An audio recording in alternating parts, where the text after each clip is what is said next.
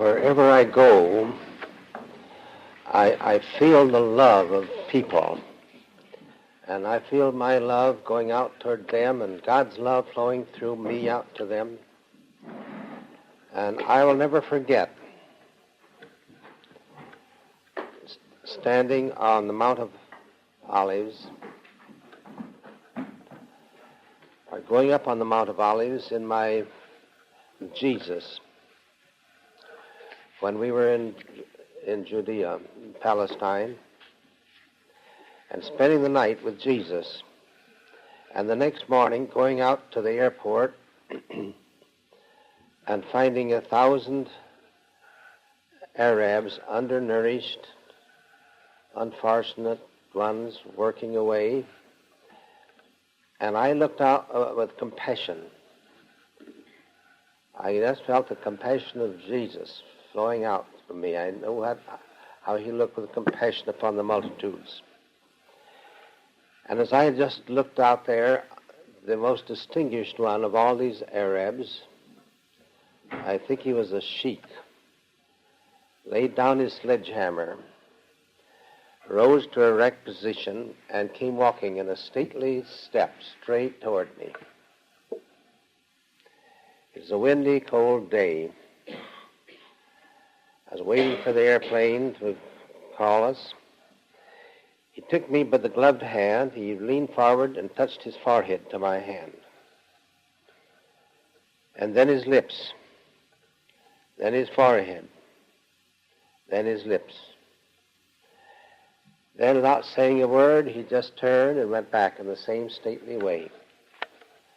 And it occurred to me, if all of us Christians looked with compassion upon the suffering world, even upon the communists, and let Jesus look through our eyes, we'd find that all the world would come to us. I really think he saw Jesus in me that day. I resolved then I was going to try to be worthy to do something to bring about peace in this troubled world. I can't tell you all the big things I'm planning or dreaming, but I find it all ends up with just the thing to do is to erase self out so utterly, to cross out the little I with a dot over it on the outstretched arms of love until they won't see anything but Jesus. And I am setting aside this year to live with the Heavenly Father so close that when next year starts, 1957 is going to be the great year. God told me it was. If no one else is going to take hold of the situation, he can use me or use anyone else that's prepared. And without any apology at all, we're going to write straight up to the cannon's mouth and say there's only one way to solve these things, and that's the God way. I've had to apologize. All I have to admit, when I talk to those 24 ministers in that big city on prayer, my theme was the prayer cell as the protoplasm of the spiritual life. When I finished, half of them said they really didn't believe in prayer, really, as a power. So I had felt like perhaps I should apologize and say, well, I don't want to appear extreme and all. When I asked Franklin Roosevelt to appoint a spiritual trust, a group of 4 or 5 men to pray for him like he appointed a brain trust, he spurned it. I felt perhaps I should have written another letter saying I want to apologize for butting in on such a queer thing. But I'm not apologizing anymore. We've tried everything else and everything's failed. Somebody's got to walk right up and just say there's one way and one way only. And the old prophets, they spoke right out, and I don't intend to soft pedal it very much longer. But I want to prepare myself now so I can speak like the prophets beginning next January. And when I go over to Great Britain in November to lead a special gathering of the ministers of England, I hope I can just set those ministers on fire. So I want your prayers. I want your prayers to the Lord to work to talk to me and said some wonderful things through me, because I want to be used that way. 30 years ago, I began this spiritual life by beginning with the simplest thing of all, the Lord's Prayer. I said, I'm going to take a year and learn how to pray the Lord's Prayer. And I found it takes less than 30 seconds. Less than 30 seconds to repeat the Lord's Prayer. Well, 30 years have gone by. It's taken me 30 years to really get training in that Lord's Prayer that takes less than 30 seconds to say. For I found there's one sentence in it that would take me a year to learn how to pray, and it was simply this: Thy kingdom come, on earth as it is in heaven. Do you realize the Lord's Prayer is different from all other prayers? It's something like the Shepherd's Psalm. It's filled with commands, not requests. It's almost like just saying, but they're the kind of commands we have a right to. Like a little boy has a right to tell his father some things. He can say, Dad, it's time for breakfast ready, and come to breakfast. Well, that's all right. But here it is, hallowed be thy name. Well, and thy kingdom come, and thy will be done, on earth as it is in heaven. Not, please let your will be done. But I'm just asking there, I'm just affirming it, that thy will may be done, thy will be done on earth as it is in heaven. Give us this day our daily bread. Well, that's a command, but he didn't say give us bread for the whole year. If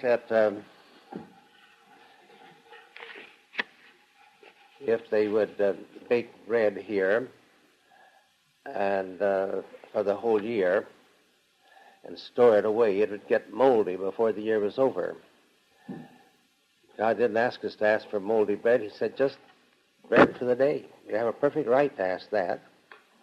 And forgive us our sins as we forgive our sinners. We have a right to ask that, or even command it. But not, if you don't forgive those who trespass against you, you don't have a right to ask him to forgive yours. But if you've forgiven others, you have a perfect right to ask him. And so I just started out each day, give us this day, thy kingdom come on earth as it is in heaven. And so I started out, decided to start living in heaven before I die. I'm so glad I did,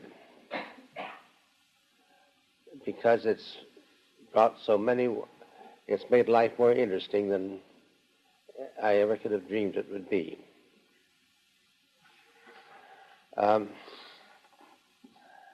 think I must have had a fever. They say after you've had a fever, your mouth is dry. That's a sign you had a fever yesterday. So if you'll bring me a glass of water, I'll take care of that. Well, now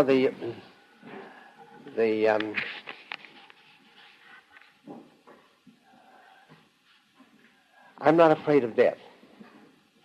People come to me and I say, I'm just miserable because my husband died last year. Or my mother has died, and we all leaned on my mother, and I'm just disconsolate. Well, how old is your mother? Oh, 65. That's too bad. She might have lived 10 years longer. But you know she's going to go sometime. I think I told you the other day how I found, when I went to McAllister College, I found the one thing that it lacked was nobody had died. That's the water, Mrs. Orange.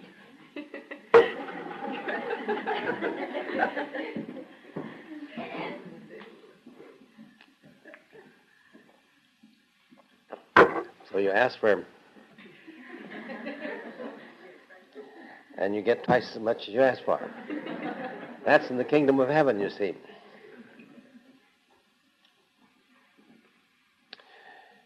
Yes, Grinnell College, where I'd been, there's some dear old saints. They'd died, and Grinnell was prospering. And I went to Allister College, and there are a bunch of old, seedy old professors. And the college president thought they weren't worth anything. He didn't respect them. There wasn't any harmony. I saw that some of those little professors had a lot to them. but they could accomplish a lot more if they were dead. Now, isn't that strange for me to say that? There's a book by a young woman named, what is this book? Ellen Riley is her girl that inspired her so. And she's written a book on, I remember Ellen Riley's name, but because I helped inspire her, and so I was thrilled when I read and found Ellen Riley had inspired. What? Yes, Eugenia Price. And she was an alcoholic, and she just drank her whiskey and smoked her cigarettes and everything. And then Ellen Riley came in, that sweet Ellen Riley. I just vanished out of my life. I'd prayed with her in New York, and then she said, I've got to go. There's some friends in Chicago. I've got to go to Chicago. So she was, and I'll read this book. Ellen Riley just quietly changed her life.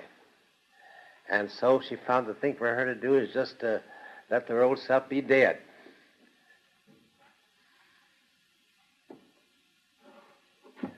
And so on the jacket of the Soul Sincere Desire, is there a copy of it over there? They're all gone. Well, you just take a look at that jacket and it'll read this. This man finds prayer as natural as breathing, and all his prayers are answered.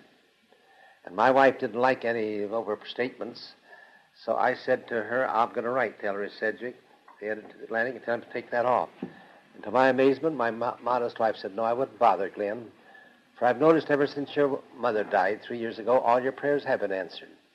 Then I realized that she had some wishes for me when she was on this earth, but they were limited by her inhibitions of her body and her tensions of her mind. But the moment she stepped into heaven, all her wishes were multiplied in power by infinity. And that's why I'm here with power. Someone in heaven that just wishes were multiplied. Starr Daily is in the San Quentin Penitentiary. He's rotting away there. He's been there for the last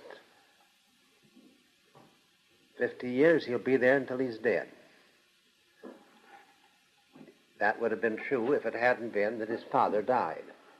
He said, I wish, how was it that my father died while everyone was calling me incorrigible, and I was incorrigible. All the judges and psychiatrists pronounced me as incorrigible. Finally, the father would spend all his money trying to get the best lawyers for him. Came down with tears in his eyes, reached through the bars, and said, son, know this, I'll always be praying for you, always be loving you. He went home and lay down and died. He hadn't been in heaven but a little while before his wishes multiplied in power by infinity. The skies opened, and Starr had been hanging in the cuffs for 15 days. They'd stretched him out in solitary confinement, and he saw a vision of Jesus. And he'd never seen such love in any eyes in all the universe as he saw in the eyes of Jesus. For 25 years, Starr Daily hadn't done anything but hate, even when he was with his father. While his father was begging him to reform, he was hating his father, hating everybody. He found that it was like an anesthetic. He could stand the pain, the punishment, and everything else if he hated hard enough. He hadn't let go of that hate for one moment, but that love just in those eyes, drew the hate out of him like poisons drawn out of a wound. And he just wanted to lie there forever. He'd never experienced such bliss in all his life. But the vision faded away. And that through the bars, he heard the guard, who'd never had anything but a cuss word for him before. He heard the guard say, you must be hungry, fellow. I think I could swipe a sandwich for you if you'd like to have me. Try it. Well, that surprised Starr, but he's more surprised what he heard himself say. Don't do that. That would break the rules. And they'd punish you. I don't want you to be punished for me.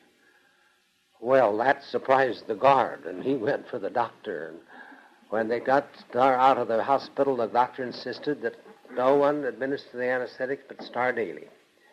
Now, the mortality of prison operations are very high, but that doctor never lost a case. and Starr administers the anesthetic. One day he said to Starr, "What is it you do? You seem to have some magic." He said, "I pray." Now, this was a profane doctor. He didn't even know how to pray. But he knew that there's a man that could help him. There came a very serious case. He said to Starr, "There's only one chance in 1,000, so we won't bother to take it." You say there's one chance in 1,000, well, let's take it. So they took it. Starr didn't take his eyes from the hands of the doctor. He didn't see the hands of the doctor. He saw the hands of Jesus Christ. For 1 hour, he watched those hands work a marvelous, miraculous operation that was a perfect success. It does something to anyone to have someone see your hands in the hands of Jesus for an hour. When that operation was over, that doctor was a brand new man. He said to the nurses, "Don't let anyone disturb me. I've got to be alone." He went to his room, locked his door, and got down on his knees, and it took a reformed convict to change a profane doctor. Why couldn't my father have lived to see me change? I said to Starr, if your father had lived, you wouldn't have made the change.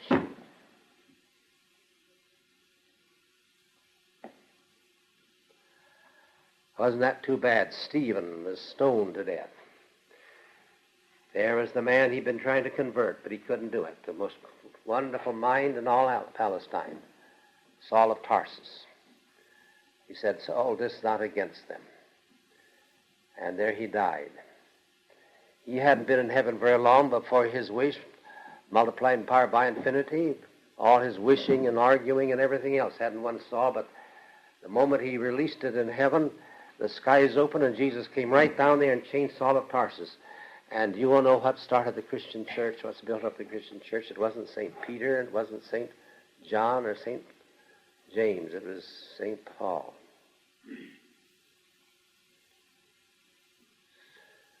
And so I said, somebody's got to die up here before we ever have a college worthwhile. We've got $100,000, not in endowment, but in debt.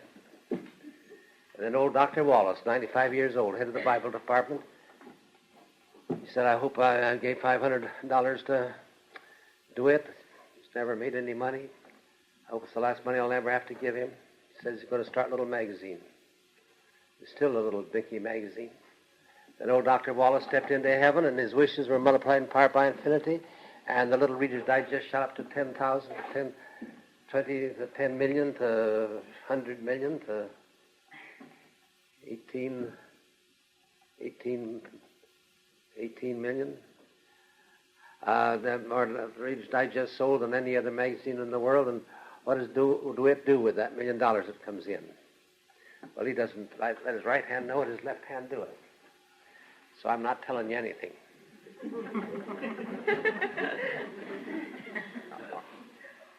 Dr. Wallace was interested in foreign missions. He was just sorry that none of his children went into foreign missions. While the Reader's Digest is doing foreign missionary work all over the world, as well as you'll find more Reader's Digest in Paris than any other magazine, the same in Madrid, and the same in Brazil, and the same in Japan, everywhere else.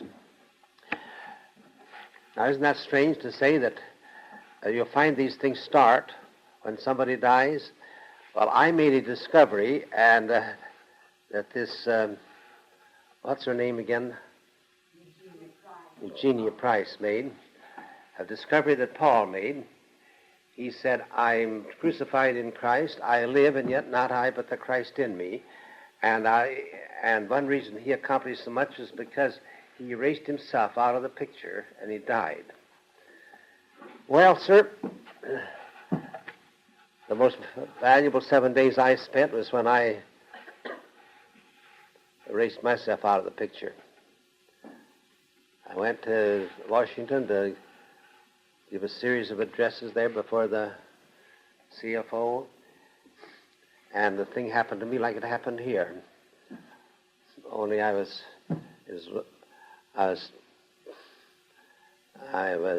put 7 days right there in bed, and I sent Rufus Mosley to do my talking for me. And those 7 days of withdrawal were the most valuable days of my life. 3 of those days were with Dr. Elson in the parsonage of the National Presbyterian Church. The other 4 days with my son Miles. And while I was with Dr. Elson, he would go out every day to see Eisenhower and come in and ask me to pray that he'd join the church. He would begin his cabinet meetings with prayer and so on, and all of our prayers were answered. No one knows how valuable those days were excepting God and Dr. Elson and myself. More valuable, the most valuable days for this nation that I've ever spent. And then when I was with my son, he discovered something, a book that I've been looking for on the folklore that has plunged me in, opened up the field by which I can interpret God's voice in the folklore of all the nations, which I'm going to be doing this year. Talking with God, and not only talking with God directly, but ask him to interpret for the nations what he's been telling through fairy stories and Mother Goose rhymes and myths and legends to all the world. And so I'm going to tell you how you can live in the kingdom of heaven without having to die right away. Let's imagine we're all going to die, that we've already died, and I'll tell you what you're going to find in the kingdom of heaven. You're going to find three things. That you'll be with the persons you want to be with when you want to be with them. At that identical moment, they'll want to be with you. In the second place, you'll find ideas will come to you in perfect sequence and perfect order, just the ideas that bring blessing or inspiration or entertainment, happiness to those you're with. In the third place, you'll find the supply resides in the need, and if you have any real need, the Lord will furnish the supply. Now, I'm assuming, so I start each day that I pray that one little prayer, that they live in the kingdom of heaven, right? Send your kingdom on earth as it is in heaven. And so as I look around here, I find I'm with people that I want to be with, and I trust that you want to be with me. Of course, there's a little bit of a gamble. Sometimes you'll find that one of those persons didn't want to be with you.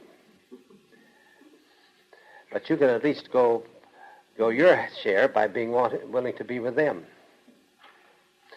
I learned that through a little drama my three children put on, the first dramatic play they ever presented.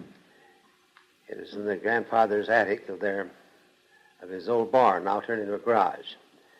When the gunny sack curtains parted, my little 4-year-old son announced, "This play will be called The Wise Judge and the Two Stupids." And behind the table sat my 8-year-old daughter with her grandfather's spectacles on. And one side is my 6-year-old daughter, and over here is my 4-year-old son.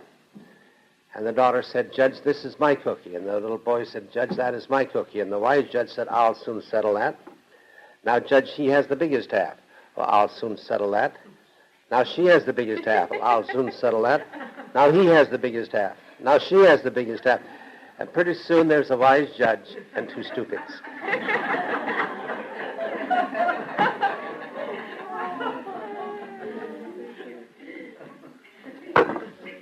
And I used to think that love had to be very carefully measured out on a 50-50 basis. If he slides down to 45 degrees, you must slide down to 35.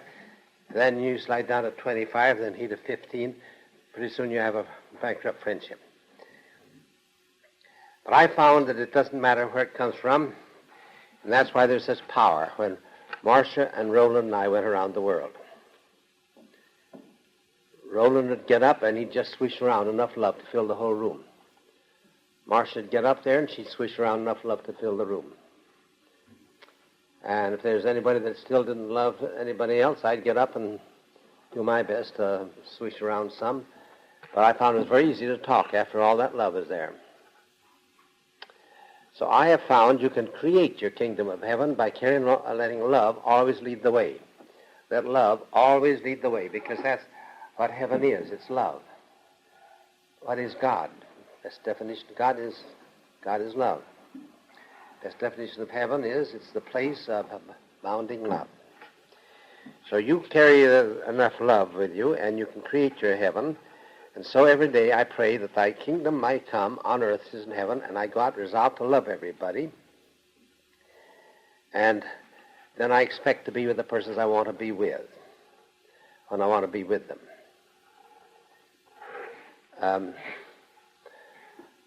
A man came into the train a white-haired man, and he asked if he could sit down beside me.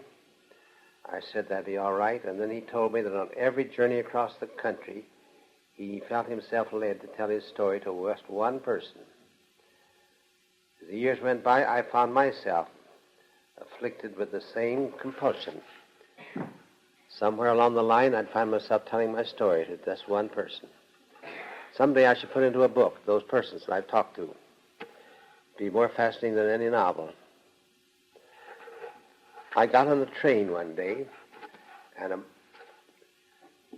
before I got on, there was a little group of folks clustered around a very aged man and his very frail, aged wife, and they were all weeping and sobbing and hugging and kissing, and then they let the old pair get on.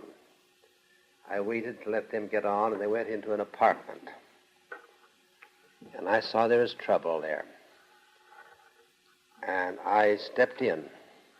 Just stepped in the doorway. I said, I beg your pardon, but if there's anything that, any trouble you have that where prayer could help, I'd be very glad to help. And the old man turned around, that nervous tension of a frightened old man. And, get out of here! So I hadn't been led. I apologized, went on. Well, it took several days to cross the continent in those days. I think it was the next morning I was shaving in the washroom. This old man was kind of washing his teeth and kind of wandering around kind of behind me several times. And thought several times he was going to leave, but finally he came and said, I beg your pardon, but are you the gentleman that spoke to us in the apartment? And I said, yes. I said, I want to apologize for hurting your feelings. Oh, he said, my wife has been just begging me to find that man.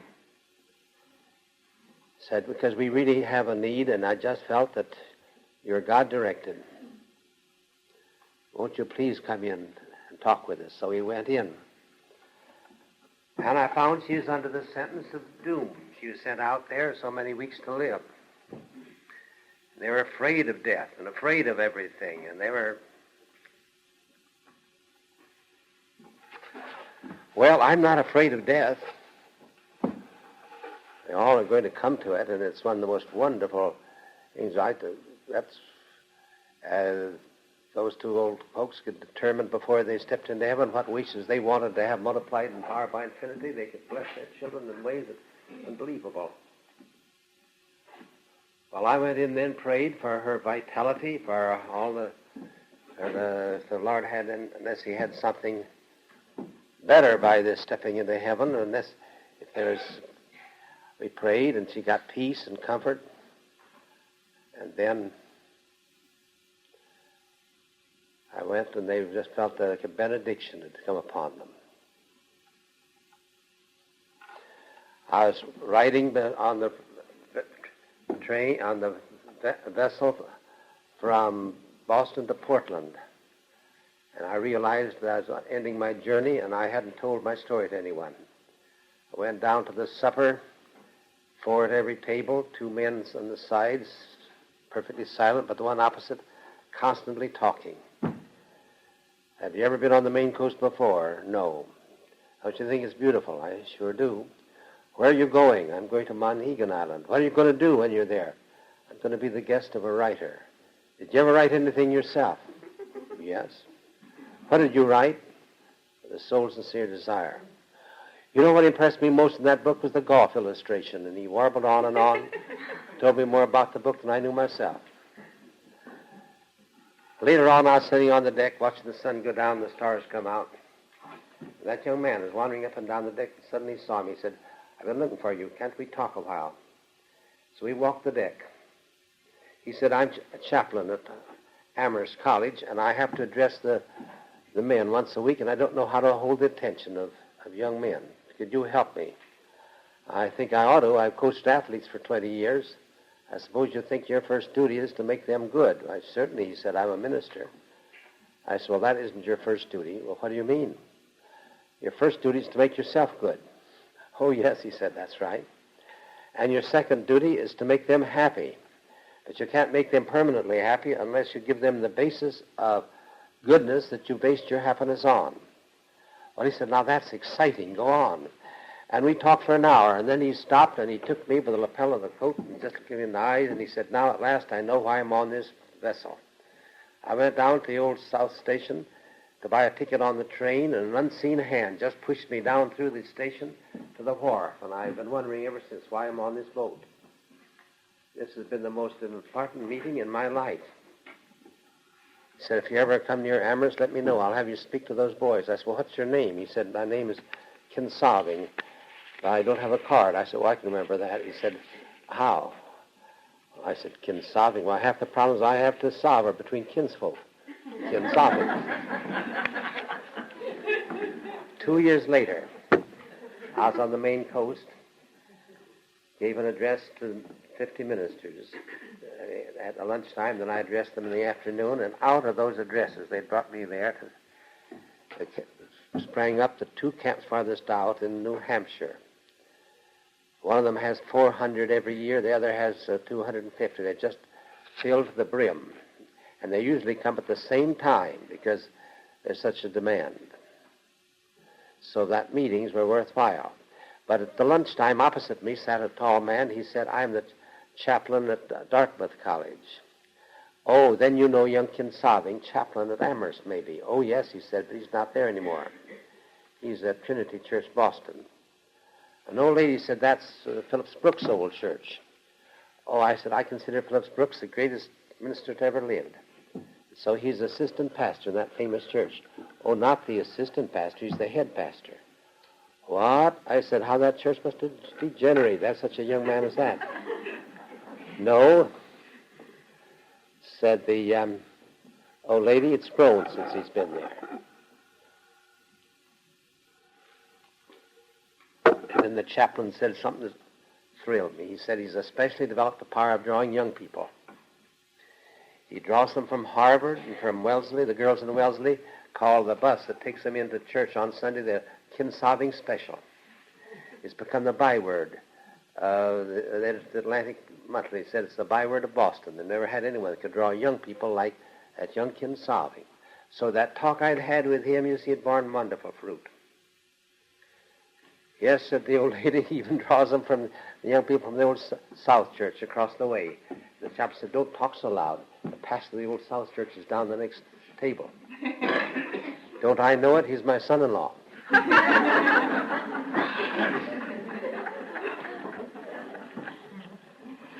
I took a novel and took the story of my life to Harper's, asked them which one they'd like to publish.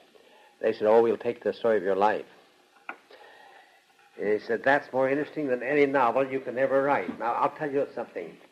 If you start every morning to pray that you'll be in the kingdom of heaven, your life is going to grow so much more interesting than any novel you could write. That is, to be of the people you want to be with when they want to be with you. That ideas will come to you in perfect sequence and order. Look at the 30 books that have come through me after I got to be an old man, you might say. Well, at any rate, now, how do those things happen? And I don't have any time to write them, spend all this time traveling. All I'm saying is that life gets interesting. When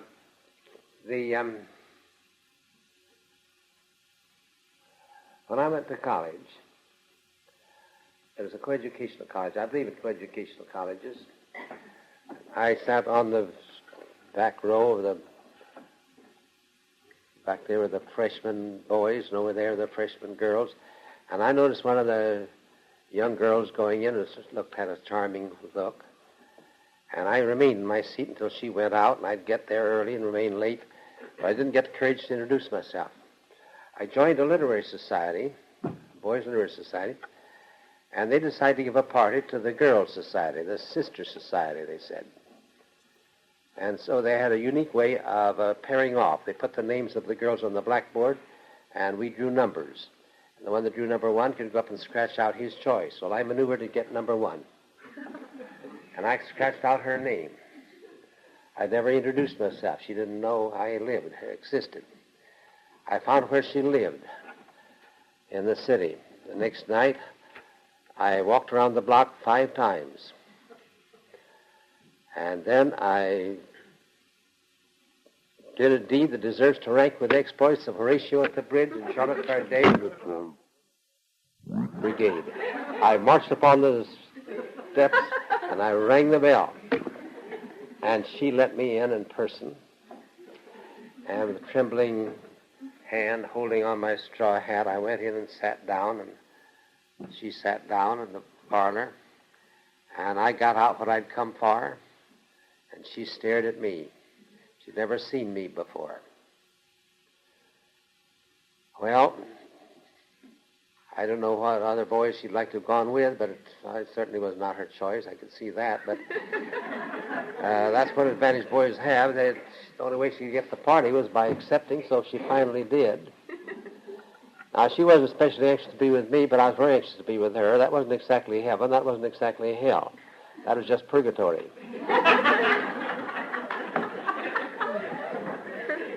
But 5 years later, when I'd graduated, spent a year in Harvard, cycled through Europe, I came back to that same campus. She'd graduated. We walked across a beautiful campus under a June moon, and I made a great discovery that I wanted to be with her and she wanted to be with me, and that was heaven. And we have remained in heaven ever since. After 30 happy years of married life, she one day asked Miles to read a passage from I Will Lift Up Mine Eyes. I'd almost feel tempted to read it to you here. Is it over there? It was a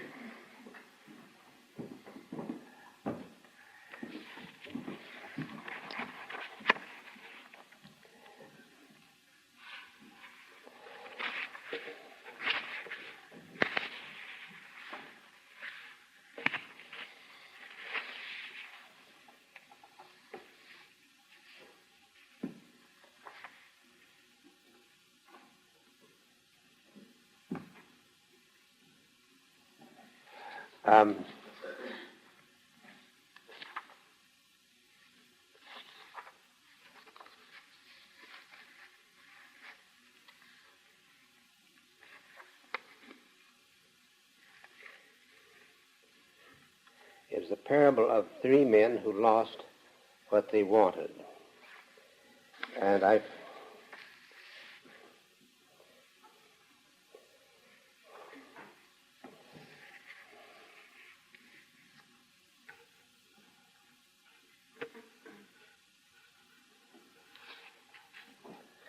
the old man of patience spoke further.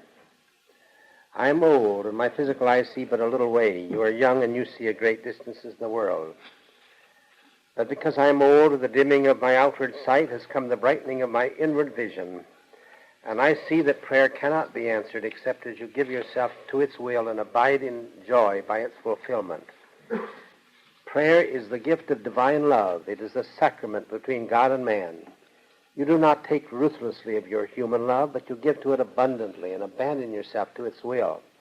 Then can you neither take nor command divine love, but must abide in its will and give yourself wholly to its beneficent power. So sure has become my faith in this love of God that I abide in it without question. When my human prayer is not answered in the way I would expect to have it, I am exalted, for I know I have submitted to a will greater than my own and capable of infinitely more goodness.